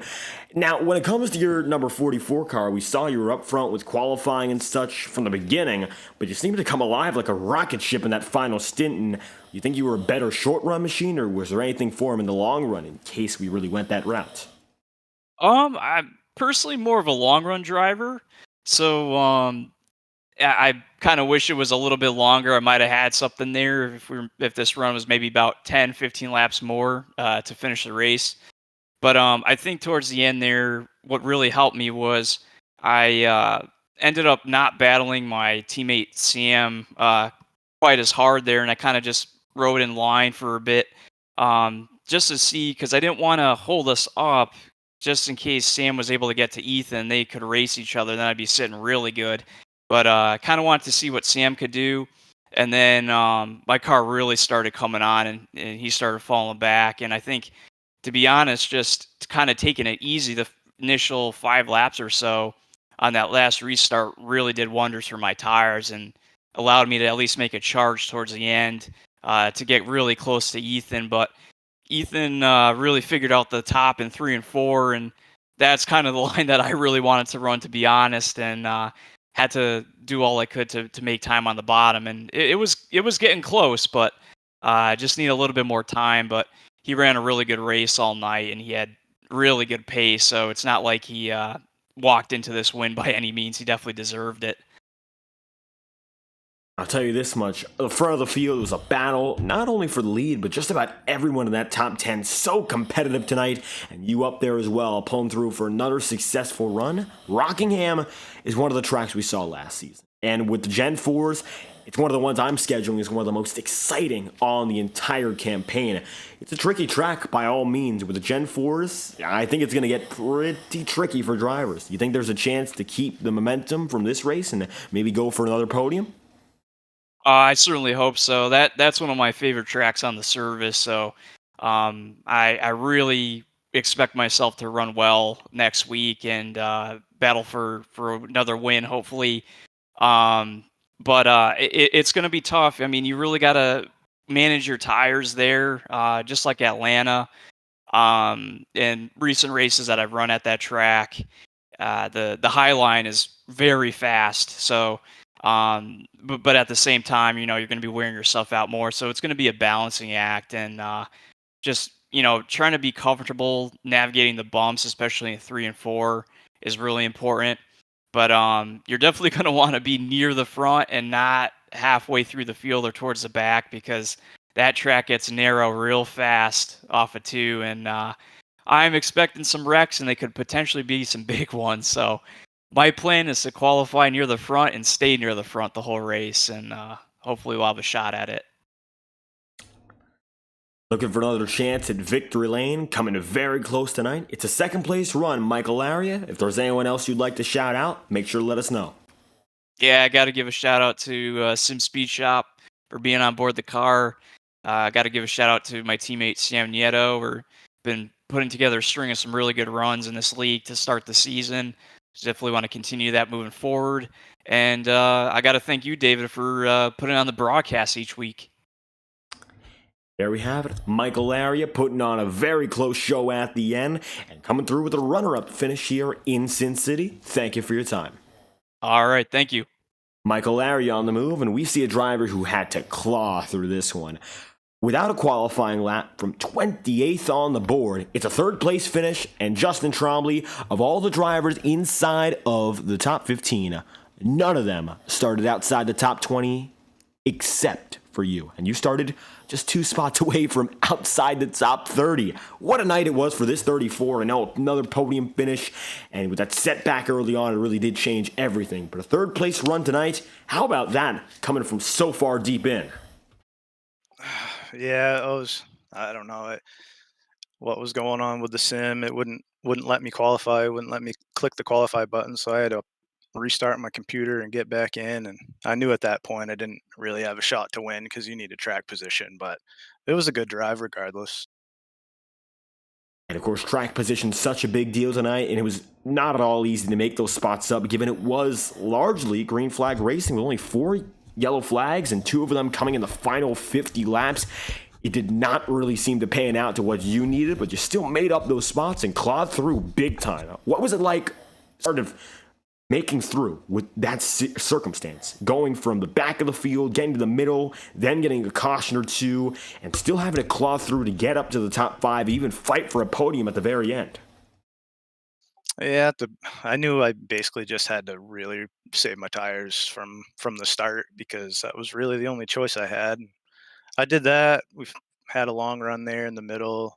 I don't know, I don't know what I got up to during that, 6th or 7th, 8th, something like that. But so we made up ground. It was just if it stayed green the whole race, that was the only chance I had, but didn't get that. That being said, not a chance for the checkered flag, but still getting through with the podium. Rockingham, it's another very tricky track, and it's almost incomparable to any other that we're going to this season. We've seen your success so far with some podiums already racking up. What's it going to take from here to maybe take another podium and stab at the victory while you're at it? Man, I've never raced this car at Rockingham, so I don't know what's going to happen. I've raced the ARCA car, which is close, just not the horsepower, but Rockingham's a tough track, so we'll see. And we hope to see another very solid performance out of this 34 crew. Justin Trombley, tonight you finished 3rd and conclude the podium. Anyone else you'd like to thank or shout out after this race? Yeah, I'd just like to thank the league for putting it on. It's a fun place to race, and thank you for doing the broadcast. There we have it. Justin Trombley, final man inside the podium from 28th on the board, coming through with the top 3. Thank you for your time. Thanks. Have a good night. Justin Trombley on the move, the top 3. Different stories all around. It's going to be the hard charger. Michael Laria, the rookie, is already looking at what is a second top 3 performance so far. And Ethan Lane, a return race to remember for the 54 crew. How about Lane getting it done? And Las Vegas, from this point onward, we'll be tuning out for the track for at least a little while. The Ignite Series is set to return there, of course, but until then, it's going to be next Tuesday night, Rockingham, North Carolina. Make sure to check us out next week. It's going to be, of course, the Integrity Octane Series returning for even more racing action, and we'd love to have you there once again. We'll be live next Thursday with a doubleheader, the Iora Cup Series and the Highline Racing League, so keep your eyes peeled for 2 great races in those series, respectively, as we say goodnight on this Tuesday. It's going to be, of course, the Integrity Octane Series at the Las Vegas Motor Speedway, the virtual 1.5-mile circuit in Nevada, hosting all of the action for Race 3 of the 2024 campaign. You've been watching the Integrity Racing League, and we'll be back Monday with the Ignite Series and Tuesday with the Octane Series. Make sure to tune in whenever we're live here with the Integrity Racing League. Your support is always greatly appreciated. I've been David Kreutz, your commentator and producer for tonight's event, and if you enjoyed it, leave a like on the stream and subscribe to the channel. We'd love to have you back for the rest of our events all throughout the year. Thank you all for your support once again, and we hope to see you live once more again on FTN.